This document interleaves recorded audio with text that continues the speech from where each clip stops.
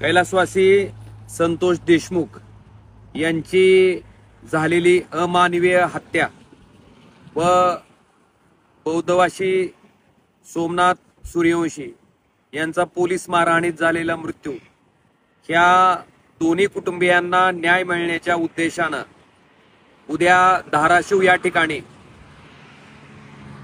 दिनांक 11 जानेवारी रोजी